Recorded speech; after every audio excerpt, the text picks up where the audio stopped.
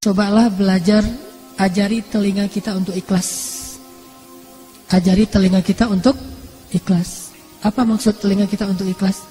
Maksudnya telinga kita ini belajar mendengar sesuatu itu karena Allah, bukan karena kita, bukan karena orang lain.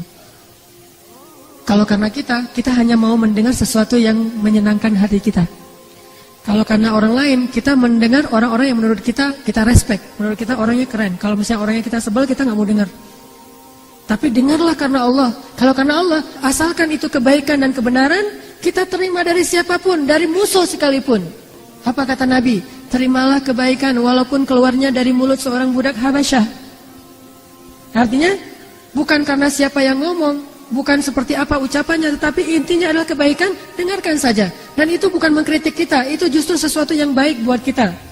Nahnu ahaqqu bihadza. Kaum muslimin lebih berhak menerima kebaikan ini daripada orang lain. Sehingga terima kebaikan itu dari siapapun.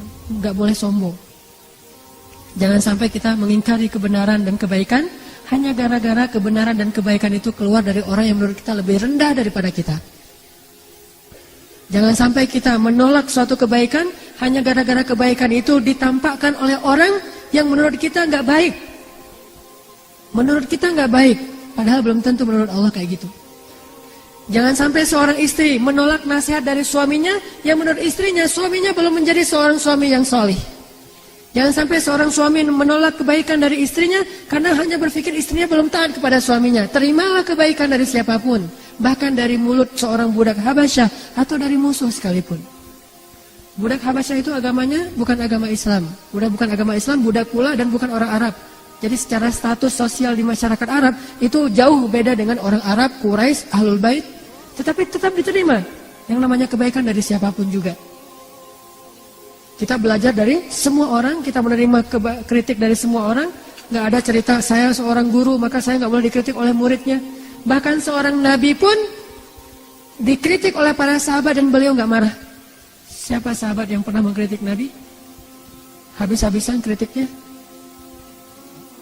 Umar masuk Islamnya belakangan lagi tuh. Kalau Abu Bakar masih mending, kalau Khadijah masih mending. Ini Umar yang masuk Islamnya tuh setelah Nabi berdoa lama baru masuk Islam. Yang di masa jahiliyahnya pernah minum khamar, dosanya macam-macam. Kritik Nabi, ya Rasulullah, keras suaranya di depan Nabi. Sampai Allah sendiri yang menurunkan ayat, ya ayyuhalladzina amanu la tarfa'u aswatakum fawqa sautin nabi. Janganlah kalian mengangkat suara kalian di hadapan Rasul melebihi suara Rasul. Tapi Rasul gak marah.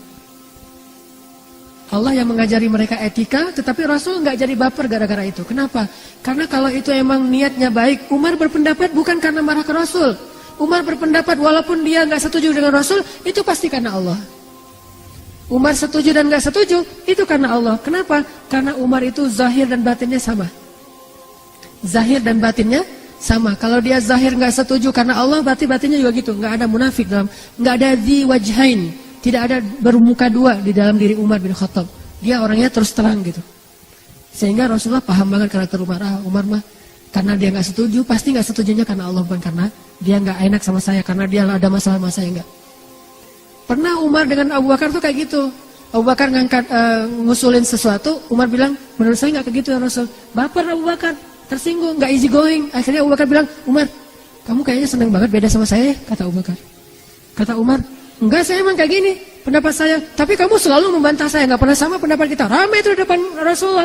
Akhirnya turun lagi ayat, ya ayyuhalladzina amanu la tarfa'u aswatakum. Jangan lagi kalian bersuara keras di depan Nabi. Bertaubat lagi. Pernah ngalamin kayak gitu juga sahabat. Insaniyatus sahabah, sisi-sisi manusiawinya para sahabat. Tapi ketika mereka udah paham, Umar pernah dikritik lebih keras dari ini, tapi nggak sampai membawa perasaan. Ketika Umar jadi Amirul Mukminin, Khalifah, Presiden, bayangin yang mengkritiknya seorang mantan budak, Bilal bin Rabah. Ngebantah terus. Umar ngeluarin satu undang-undang, dibantah sama Bilal. Umar ngeluarin keputusan Presiden, dibantah sama Bilal. Pokoknya Bilal ini ngebantah Umar aja terus. Sampai Umar bilang ini apa? Kata Umar, ya Allah aku berlindung kepadamu dari Bilal. Sampai ngomong gitu coba. Saking kerasnya bantahan Bilal kepada Umar. Sampai Umar bilang, ya Allah aku berlindung kepadamu dari Bilal. Tapi Umar nggak marah sama Bilal, cuma udah nggak tahan lagi gitu, saking terus menerus gitu, dalam keadaan bertubi-tubi terus menerus, deketan lagi waktunya, terus aja Bilal ngebojokin Umar sampai Umar terpojok banget, sampai Umar bilang, ya Allah aku berlindung kepadamu dari Bilal. Ini artinya mereka mah orangnya easy going banget. Pernah Umar di depan para jamaah habis sholat kan, zaman dulu mah presiden, dia juga ulama, dia juga imam sholat ya. Habis ngimamin sholat, Umar berdiri kemudian mengumumkan satu pengumuman. Gara-gara ada pengaduan dari salah seorang perempuan dan dari seorang laki-laki yang ngadu dia jomblo, udah tua masih jomblo. Ditanya sama Umar, kenapa kamu masih nggak jomblo? Kamu jomblo fisabilillahnya Istiqomah dan Al-Latif ya gitu. Kata dia, enggak, saya mah nggak jomblo bukan yang nggak mau nikah, bukan terlalu selektif, tetapi mahar-mahar perempuan sekarang mahal-mahal, wahai Amirul Mukminin. Saya bukan orang kaya, nggak sanggup membayar mahar perempuan. Walaupun hadisnya sebaik-baik perempuan yang paling murah maharnya, tetapi namanya manusia kadang-kadang menganggap dirinya, saya kan keren, jadi mahar saya mah 2 miliar gitu misalnya. Saya aja suka bercanda sama istri saya, karena bercanda doang sih nggak serius. Anak saya menurut saya adalah bidadari saya, my angel gitu. Jadi saya bilang ke istri saya, nanti mahar dia tuh paling murah 4 miliar ya. Saya 3 miliar, kamu setengah miliar, dia setengah miliar, jadi saya dapat 3 miliar gitu-gitu. Jadi dicandain, maharnya mahal-mahal. Kalau teman-teman pergi ke Mesir, orang Mesir itu rata-rata nikahnya di atas 35 tahun. Kenapa? Sukses dulu baru bisa nikah, saking mahalnya mahar orang Mesir. Makanya saya nggak punya istri orang Mesir. Maharnya mahal banget. Apa maharnya? Harus punya 1 bungalow, mobil, kemudian emasnya itu sampai ditaruh dari ujung pergelangan tangan tuh sampai di siku tangan. Penuh berapa kilogram, setengah kilo. Ngadulah nih seorang sahabat ke Umar, ya Amirul Mukminin, sekarang maharnya terlalu mahal dan segala macam, saya tidak bisa menikah. Akhirnya Umar menjadi marah, karena dia presiden, dia tinggal ngubah hukum aja. Ketika dia selesai sholat, dia katakan, wahai kaum muslimin, mulai sekarang saya akan buat peraturan, bahwa mahar tidak boleh melebihi sekian dinar. Siapa yang selama ini maharnya sudah melebihi sekian aturan yang saya buat, maka kembalikanlah kepada laki-laki yang membayar mahar. Sebutlah misalnya 1 dinar. Siapa yang selama ini dapat mahar lebih dari 1 dinar, maka dia kembalikan sisanya kepada suaminya atau laki-lakinya. Seorang sahabiat mengangkat tangan, perempuan, dari belakang, dan itu kelihatan. Artinya masjidnya masih belum ada pembatas. Baru ada pembatas masjid di zaman masjid dalam Islam itu akhir-akhir ini. Dulu di zaman Rasul, di zaman sahabat, nggak ada pembatas laki-laki dan perempuan, hanya perempuan agak belakangan, biar beda dengan laki-laki. Lalu dia mengangkat tangan. Umar mengatakan, ada apa? Dia mengatakan, ya Amirul Mukminin, bagaimana engkau akan mengatakan sesuatu yang bertolak belakang dengan Al-Quran? Gimana maksud kamu? Allah berfirman dalam Al-Quran, setelah kamu memberikan mahar kepada istri-istrimu, janganlah kamu mengambil lagi mahar itu dengan jalan apapun. Inginkah kamu mengambil api neraka ke dalam perutmu? Akhirnya dimarahin sama perempuan itu. Apa kata Umar? Banyak orang yang lebih fakih daripada Umar bin Khattab. Coba, nggak baper kan? Easy going kan?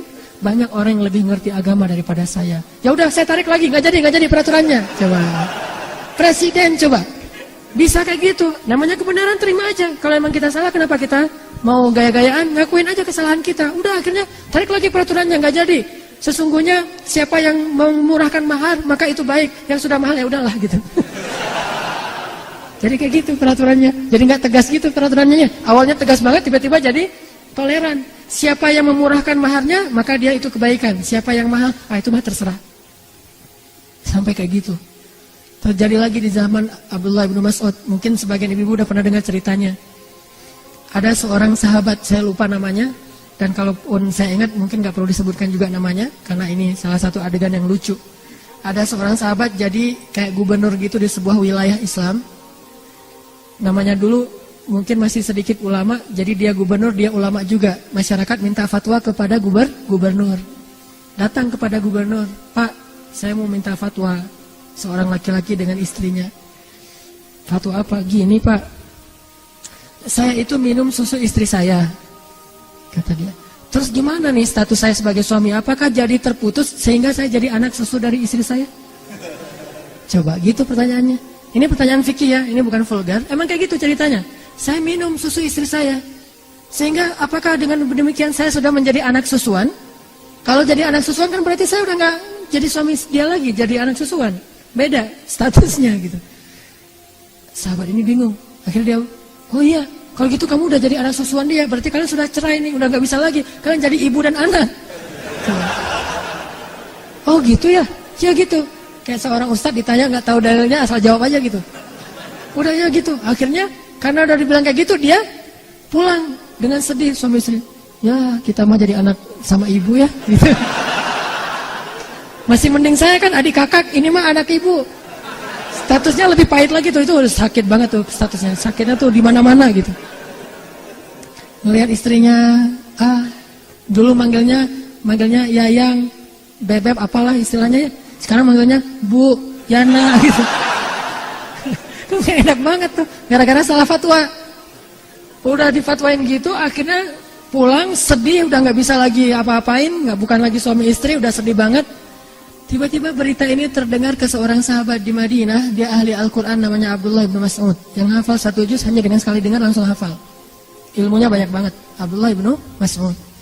Abdullah bin Mas'ud mendengar ini langsung mengatakan, Innalillahi wa inna ilaihi raji'un. Ini musibah. Langsung dia pergi ke negeri itu, dia memperbaiki keadaan di sana. Dia langsung datang ke gubernurnya. Apa yang sudah kamu fatwakan? Kata dia, emang masalahnya apa? Ada yang bertanya, katanya ibu susu dan segala macam. Ya emang kayak gitu. Nah mana dalil kamu?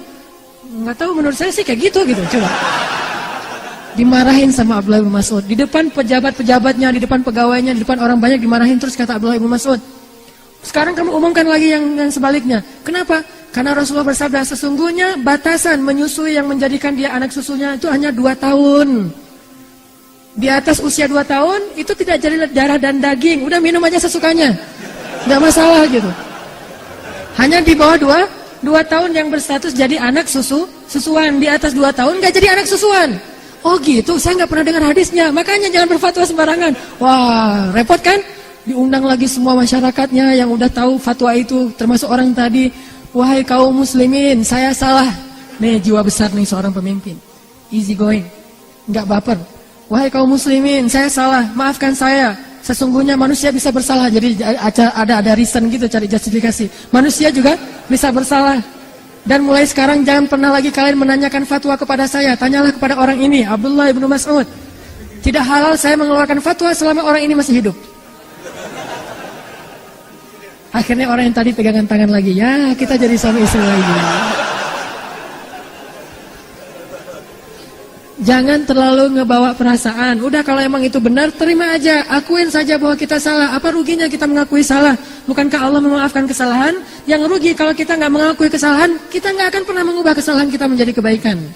Maka solusi yang diajarkan oleh para ulama tadi adalah terimalah kebaikan walaupun dari orang yang kita benci sekalipun.